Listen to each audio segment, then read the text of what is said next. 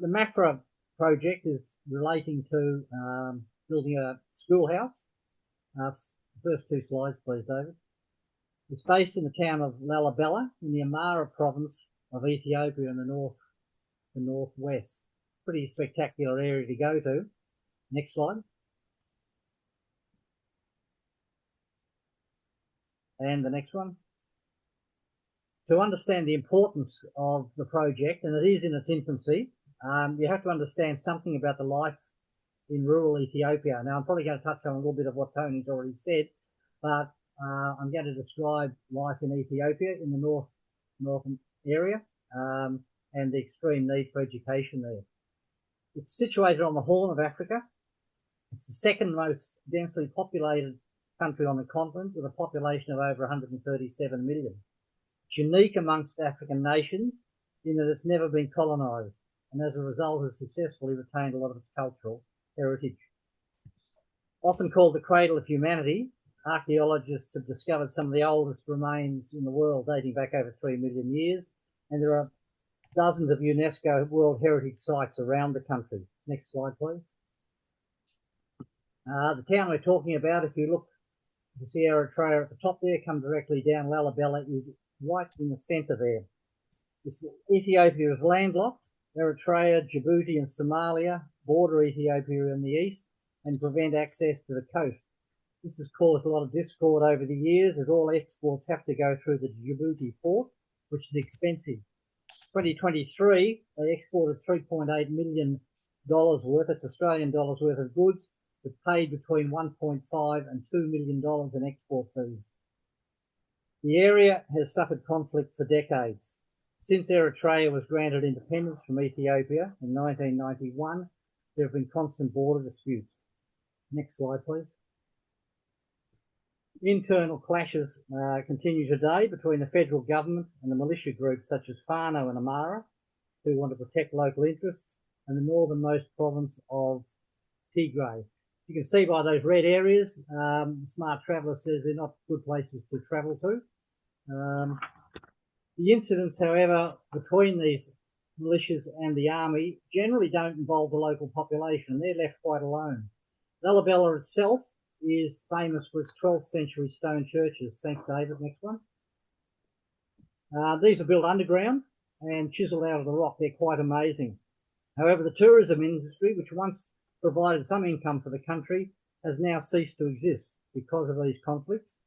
And in the time we were in the country in 2024, we only saw another 7 Europeans in that area. In 2013, Ethiopia was classed as the second poorest country in the world. It has made some progress since then. It is still extremely poor in the regional areas. The capital has a population of 6 million, Addis Ababa, but there's no other town of comparable size across the country. Once you're in the country, and you can do the next 3 slides just slowly, David, please. Once you're in the country or smaller towns, the only means of transport are donkeys, tuk-tuks, horse-drawn vehicles, goats, or walking. There are virtually no cars at all, apart from army trucks. 85% of the population live in rural areas where the economy is solely based on agriculture.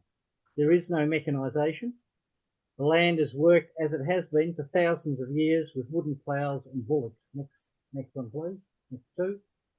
And again, transport on the water and on the Nile is as it has been for thousands of years in papyrus boats. The rural economy is largely subsistent. They grow teff, which is a grain crop, and it's used like a bread for their everyday consumption. Coffee originated in Ethiopia and is the backbone of the export economy. Drinking coffee involves a huge ceremony in which the coffee beans are ground, roasted, and then brewed in front of you. You can go to the next one, please, David. In the back of people's houses, we had coffee in numerous private residences, and it was all prepared just as this woman was preparing here. Next slide, please, David. Religion plays an important role in everyday life in Ethiopia. There are huge religious ceremonies. 95% of the population is Orthodox Christian, 5% is Muslim, and they get along in perfect harmony. You can run through the next 3 slides, David. This is a group learning, the priest in the middle. Next one. Amazingly old texts, 2,000 years old. Again, swap the next one. And this is just a religious procession that took place while we were there. Lalibela, like most of rural Ethiopia, is experiencing the effects of poverty. The UN's Poverty Index has 4 main indicators that can be applied to Lalibela and its surrounding district. The first one is access to water, which we've already discussed. This isn't at Lalibela. This is the Danakil Depression, which is one of the lowest points on Earth. The temperature there is regularly 55 degrees plus and can reach 67 degrees. Life expectancy is 42 years, and the women have to traipse on an average every 2 or 3 days, 42 kilometres round trip to get water. As you can see, nothing grows there. How they live there is beyond me.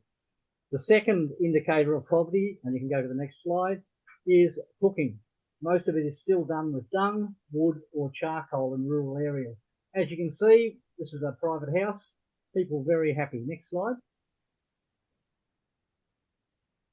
And again, in many places there is no improved sanitation, and sanitary items available in most countries are not found here in the local markets. If you go to the next slide, this is the inside of one of the houses.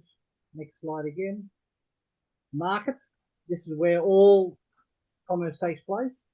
And as Eula said before, we've recently supplied sanitary items to the local school because there were none available. The final indicator of poverty relates to education, where households have children with less than 6 years of schooling, or children who don't attend school at all up until year 8.